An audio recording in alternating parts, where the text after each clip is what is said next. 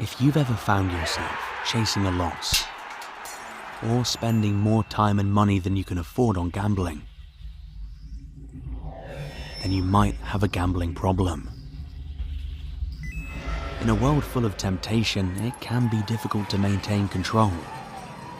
And fighting addiction can be really tough for you and your loved ones. Gamban can remove temptation by blocking your devices from accessing gambling websites and apps, wherever you are in the world. Easy to install and non-intrusive, Gamban is a helpful tool for tackling gambling addiction.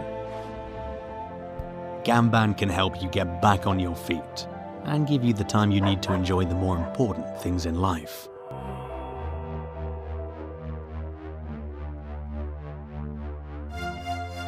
Warning, this show may be triggering for anybody experiencing gambling-related harm. Please watch cautiously. We speak from our experiences only. Please seek professional help for a gambling addiction.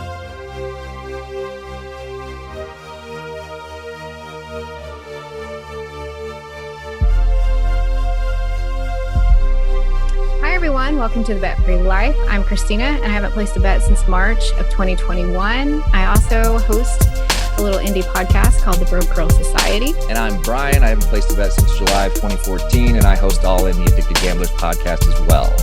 Christina, we're talking about TrueLink today. Yes, and the reason why we're talking about TrueLink today is because over the last year in my recovery, I've talked to so many different clinicians, peer recovery support specialists who help those who are struggling from gambling harm. And this card has come up in several different conversations. And I thought this could be a really great tool to talk about for those that I see in the community. They're still trying to figure out how to bridge the gap of recovery and financial accountability. I wish that I had had a TrueLink card when I was gambling, or I'm sure it would have helped me, because I would constantly use the ATMs at the casino. I would overwithdraw my bank account constantly to get money. And so having something that could protect me from that would have been very helpful. You know, I see a lot of single women who come in, they don't really have anybody that can help them kind of maintain their financial accounts. And what's interesting about this card is there's a lot of security with it too. You know, it helps you set up those boundaries and those the roadblocks. Yes, the roadblocks of, keeping you from accessing those monies for the casino, but also security that you're not going to be taken advantage of. And so that's really a great tool for women who don't have somebody to help them with the financial part of recovery. Our guest today is the co-founder and CEO of TrueLink. His name is Kai Stinchcomb, and he's here to talk about the card. Kai, welcome to the show. Thank you so much for doing this. Would you tell us a little bit about yourself and how TrueLink came about? The impetus for building this was experiences in my own family, starting with my grandma's journey through Alzheimer's, and some of the effort my mom had to help her avoid repeat purchases. And essentially, it's a very similar situation where you might donate to charities every day, enter sweepstakes every day, respond to mail order, buy stuff on TV.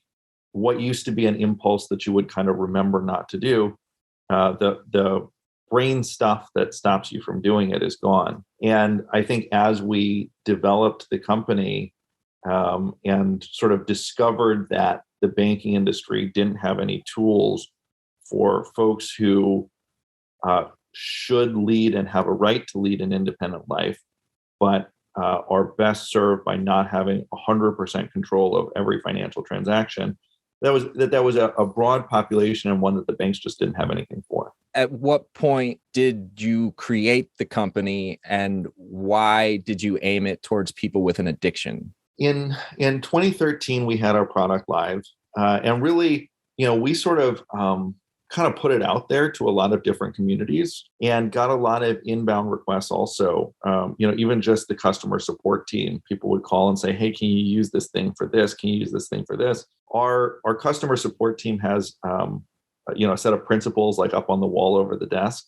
And my favorite of them is the Nancy Drew principle, which is that every question you don't have the answer to is the start of an adventure.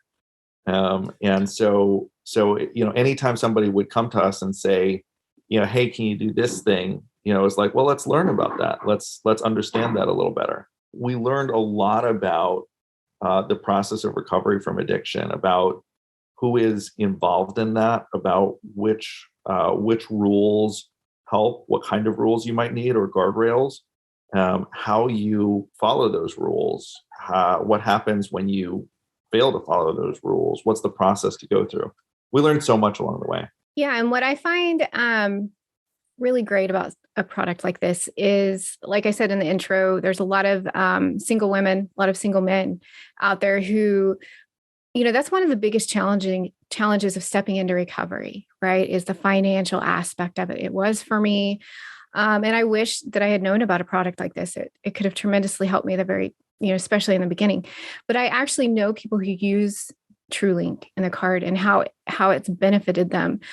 Even if they do find a way to get a little bit of cash, it keeps them from really doing the damage that they were able to do before. So when we talk about, this in aspects of gambling, have you seen are you able to gauge a rise in use for this product for people who are recovering from gambling harm? I think we probably have, thousands to tens of thousands of people in that situation on our platform right now. And, as you said, it's sort of a different journey for everyone, right? So in some cases it's harm reduction. In some cases it's about, building trust with family. In some cases it's about, almost like sending a signal, right? That if you're trying to get cash out, that somebody needs to kind of step in and be like, hey, Christina, can we have a talk about, even if it's something innocuous, it's like, hey, looks like you're putting gas in your car at 2 a.m. Tell me a story. What were you doing there? Yeah, I really like the thought of that too. A woman that I know, who we were just talking about this the other day, she has somebody that just, like, when she needs just a little bit of cash, they'll turn it on, she'll be able to get that cash out. And then she's able to provide a receipt or whatever to this person. And you're right, it builds trust. And it allows my friend to be able to feel like she still can manage her money without certain restrictions and limitations, but it also keeps her safe. And what I've noticed too, like when you Google TrueLink card, you see it come up a lot in like the different recovery communities, the different recovery centers. It's a really well-known product. And I just thought it would be great. Brian and I thought it would be great to have a conversation about this for those people who are asking, what do I do? The thing you said about trust or having a conversation is actually just, it's really, yeah, I think you really hit on something. I think that's really the point, is that, the banking aspect of it, it's part of it, but it's actually sort of a social tool also. It's sort of building this bridge. And the thing that you realize, going through any process like this, is the role that money plays, positive and negative in recovery, right? That on the one hand, behind every relapse is a financial transaction that shouldn't have happened, right? So let's step in and see what we can do about that. But then also the role that money plays in a life of recovery is really profound, right? You want to establish new habits, you want to make new friends, you want to, you can't shut yourself in, right? Especially, it co-occurs with depression, it co-occurs with so many other things. And you say, oh, like, I'm going to go on a date with my new, person that I have a crush on. What am I going to do at the end of the date? Right? You have to pay for it. Kai, would you talk about what specifically the product is? Does it work like a secured credit card, or is it more of a checking account? And how do you assign what you're blocking from being able to use it on? Yeah, so it is like it's like both of those things. It's a like a debit card, most of all, I think. So you can use it with bill pay and checking. You can't spend money you don't have, so there's no way to overdraft it. Oh, And it doesn't build credit, which I think in some cases is a feature, right? That we have clients who are like, if this helps my credit rating, I'm going to have to go wreck my credit again so that I can't borrow, which is interesting. There's other clients who are like, actually building credit would really help. And in that case, you might want to sort of graduate yourself up to something that builds credit. But for us, it's just you're spending the money you have. The way it blocks things. So we have a number of different kind of ways that we look at every transaction, and in real time. When you swipe a card, it gets sent to your financial institution for authorization, and in this case, that's us. And so instead of saying, is your balance adequate, we say, is this sort of consistent with the good behavior rather than the bad behavior? And so that could be, and that's different for everybody, right? So it might be ATM usage. It might be ATM usage above a certain amount, right? So maybe you put money in the church basket every week, and that just has to be cash. But if it's $20 of cash is different than $100 of cash. It might be grocery stores are good. It might be that some grocery stores are good and other grocery stores are bad, right? If in places where grocery stores are selling alcohol, for example. In many cases, recovery centers have time of day restrictions, right? So if you and your whatever roommates have made a decision and a commitment that you come home and engage in new activities together at 6 p.m. after work rather than what you used to do after work, your credit card shouldn't work after 6 p.m. And so as an individual using a card like that, they can customize it to their own personal issues, or is it like set? Everyone is different. And typically there's some other trusted person involved. So, we don't know what your situation is, but there's somebody who does. And that might be, a sponsor, a sober coach, a family member, a recovery center. But the thing is, it is so nuanced, right? And so if you say, hey, here's a 6 p.m. curfew, and then there's a medical situation, you want to be able to call somebody and say, hey, I have this situation, right? But also that's got to be a person, right? Because we just all know that when you're feeling a need, you will call anybody and say anything, right? And so that has to be somebody who can say, oh my God, like, wow, you got medical expenses after 6 p.m. for sure. But you're like, hey, I just need to put gas in my car. And it's like, hey, Christina, where are you going? At 2 Yeah, I like the thought of that. so you can block casinos specifically and ATMs in casinos. Can you block online gambling as well? A little more nuance. We can block online purchases. Okay. I think this is where the human aspect comes in, is it's a little bit more cat and mouse, right? So blocking electronic wallets, right? Blocking, you can convert money in all sorts of different ways. So for example, you might, go to I shouldn't tell everyone how to break our rules. No. But you can sort of figure out a way to funnel money from one thing to another. And people just do figure that out. And so I think that's, again, we do block all of those things, but also there's that human in the loop, right? And so you say like, oh, I see a bunch of PayPal transactions here, what's that about? And you probably just go ahead and block PayPal, right? I mean, that one's easy. That's why I gave everyone that tip. Just block PayPal on it. Does the card center around the idea of somebody else keeping an eye on your account? Yeah, it's got to be, and I think this is like pretty profound. This is something my little sister said to me, and I was like, wow, that's really profound. Where did you hear that? And she was like, I think it was like a quote on Instagram. So where people get their profound wisdom these days. The thing she said is that every animal is born with all of the tools it needs to survive, right? Like baby sharks can swim, baby deer or baby horses can run away from a lion, and baby humans cry for help, right? And it's just like, it's part of the human experience to work together to solve your problems. Yeah, I like that. I get a lot of my wisdom from Instagram too. But I think what's really great about something like this too is the way that recovery is changing in general. It keeps advancing, it keeps growing in so many different ways. Because when you think about recovery, even just 10 years ago, even just 5 years ago, before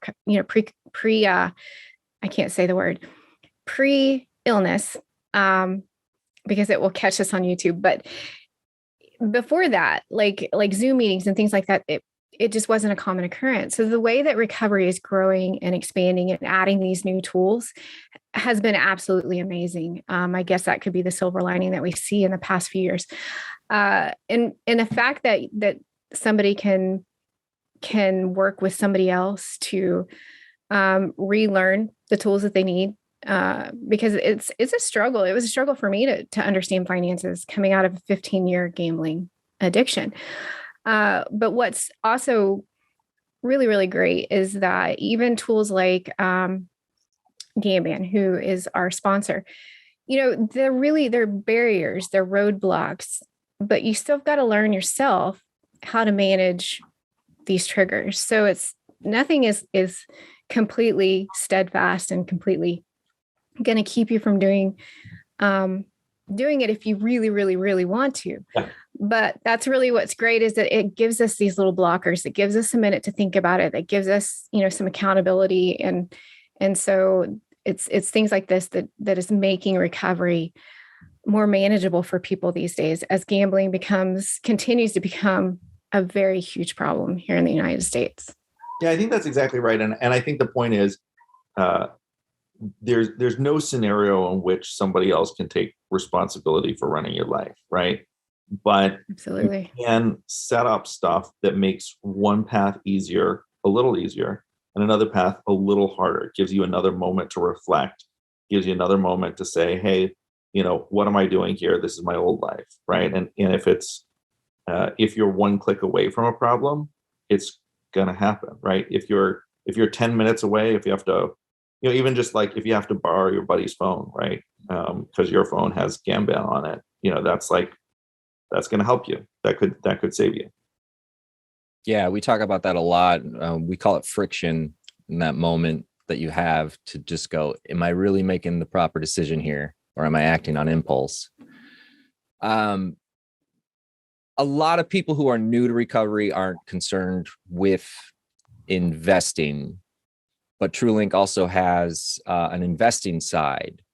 As people get farther down in recovery, they might be interested in getting back into that and preparing for their future. Could you talk about the investing side of TrueLink and how that might be a safer option as well? Yeah, I think that's right. I mean, the core insight is whatever protections you need around your spending account, you probably want them around your investing account also. So that's sort of the core part of it. We work with, this is interesting. Do you talk about able accounts at all? Is that a thing? Probably not, right? It's a whole different world. If you have folks with co-occurring other things that count as a disability under federal rules, there are things called able accounts which can help with savings, but that's totally different. That's something that we do for a different population, but I don't think it's relevant here. If you are, another example, kind of coming into some money, that would be a big situation. You're in a stable situation and maybe a parent or a grandparent dies, and you want to be able to accept that money, but don't want it to wreck your life, don't want it to be gone in 6 months, don't want it to be gone on impulse. That's something that we can help with. Yeah, I mean, also like just sort of stating the obvious, right? You've worked hard all your life, you built up your own nest egg. You can park it in a vehicle that has similar protections to a spending account. That's actually a really great point, because in the last month, I've had that conversation with a handful of people who are actually in that very situation where there are so many months in recovery, but just and they're coming into inheritance. And just the thought of that inheritance is scaring them to death because they know that that could be a really big trigger. I was talking to a woman who I'm mentoring last night, and she said, I've already thought about, I've got this money coming, I can gamble. And, I'm just appreciative of the fact that she's aware of it, but I'm glad that you brought that point up. And that's something that we can definitely share with people who are in that very position. Yeah. There's a bunch of sort of like kind of legal structures around this, right? There's a thing called an incentive trust, for example, which I think is sort of built for a purpose like this. And I think it's more like a parent saying like, hey, you can access this money as long as you X, Y, or Z, which might include kind of staying sober. But I think that's kind of the wrong tool, right? I don't think it's like I don't think the legal language and having a trust officer enforcing it, I don't know, it just sort of sounds like Connecticut rich people stuff. Nothing against Connecticut rich people. But I think it's much more just like the sort of day-to-day, right? Like, hey, here's some money that you don't want 100% control over. And if it's your spending money, just use your debit card, use your checking account. If it's like a decent amount of money, if it's your retirement savings, if it's your inheritance, put that in an investment account and have the same controls over it. But, like all the lawyers in the world won't help with that. I like the option as well as, every roadblock is good, but an alternative to self-exclusion, because self-exclusion is you're signing a legal document, and it can come in some circumstances with a trespassing charge if you were to set foot back on the property. Whereas this, you're setting up your own roadblock. And so I like that it's not just left to self-exclusion being the only option. You can sort of exclude yourself at the banking level. Yeah. That's the exact right. That this sort of concept of, there's a phrase, a friend of mine who's Saudi said it to me from his home country. He says, "For my friend, anything; for my enemies, the government." And I think just sort of like, having like the legal system and the trespassing charge, and you're sort of like, yeah, that's like sort of terrifying, but like, my life is plenty scary enough without getting threatened with trespassing charges. Come on.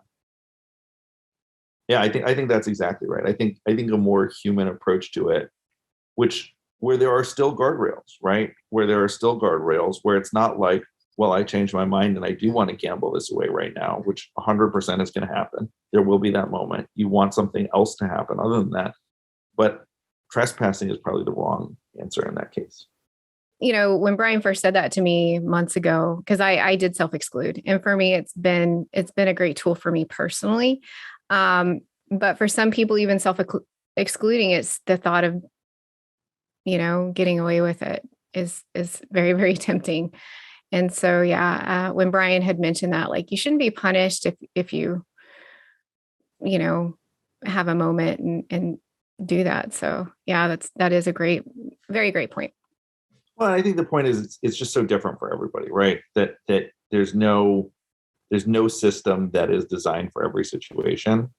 And if you are, I think this is like, if the system is, you want there to be a negative consequence for yourself if you do the wrong thing. And you're setting that up for yourself on purpose, right? But then you're like, how bad is this consequence? Like, suppose they say every time I relapse, they cut off a finger. Well, that's scary, right? But also you need those fingers later on. I think about this card in my own situation, and I relapsed several times in my recovery. And even if at one of those points I had used a tool like this, I may have relapsed, but I wouldn't have put myself in the punitive situations that I did afterwards. And up to and including when I relapsed my last time, which was a months-long relapse, had I had a tool like this, even if there were higher limits, I would not have gotten to the point where I got, which was bankruptcy for me. Yeah. And something like this, even though you can relapse on it, is going to prevent you from digging the holes. And I dug so many holes with bank fees. Just bank fees alone put me in positions to then go take payday loans in order to pay back the bank fees. And I just think what a great tool for somebody like me who wanted to stop gambling, but just wasn't strong enough to do it yet and kept relapsing. Well, the more cynical version of what I said a moment ago about behind every relapse is a transaction that shouldn't have happened. And say behind every transaction is a bank that's making money, right? I mean, there's another aspect, which is just sort of the human aspect of a situation of being at rock bottom, right? So bankruptcy, for example, we have customers that are, midway through full blown relapse, right? There was one story I know of where somebody was living in their car over the winter, and every dollar was going to go to their habit. But it was a family member gave them a card that would put gas in their car, so at least they could run the heater and wouldn't be cold. And I think too that what plays into a lot of that, the vicious cycle or the vicious chaos of recovery, is trying to get yourself out of the hole, right? And so with those bank fees and oh my gosh, I spent so many years, in that vicious cycle of like, okay, so I would spend my check gambling, right? Then I would go into the hole in the bank account. Then when I got paid again, it would clear that out. And then I would still be broke. And it was just like, having something like that protects you from that does help dig you out of the cycle a lot quicker than if you didn't. Kai, why? I mean, you're in the banking business, but you're in it for people with economic hardships.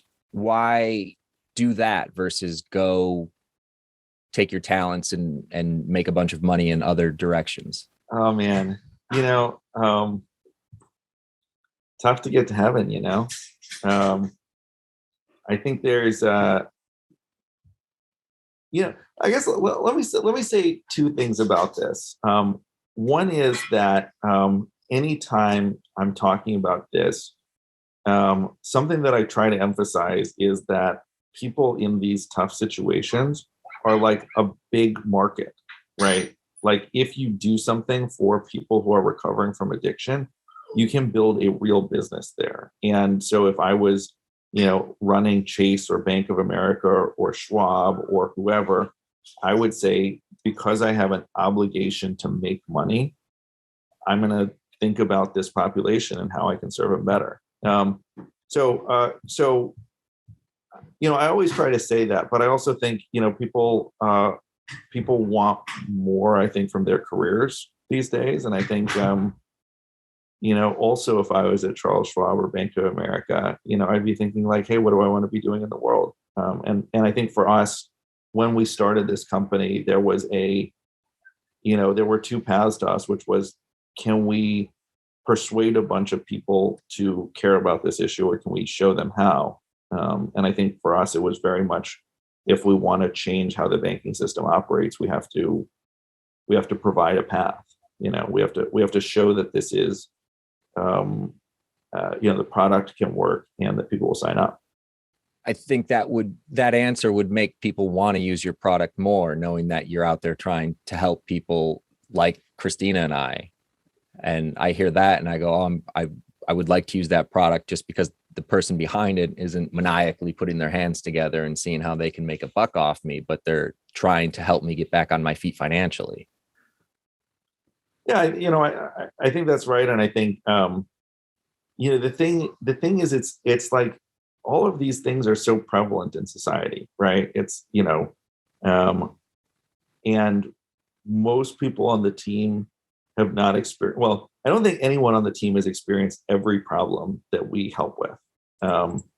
But most people have one or more in their own family, and many themselves, have their own experience. I mean, we're proud to have lots of people in recovery on our team. That matters. It absolutely does. And it does. I think like with the people that Brian and I like to talk to, it's very much for those reasons. Because what we're trying to do is have a conversation about gambling addiction, talk about the tools that can help those out there struggling.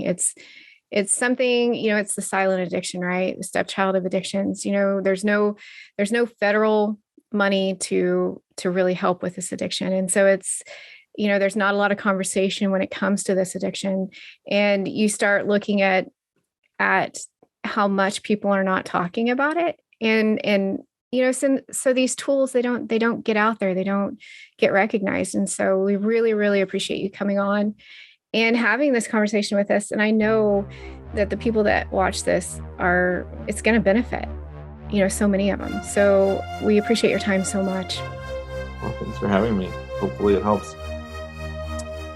Well, thank you to our guest, Kai Stinchcomb, the CEO of TrueLink. You can go to truelinkfinancial.com and get the information. For Christina, I'm Brian. This was the Bet Free Life. Talking helps. Thanks for watching.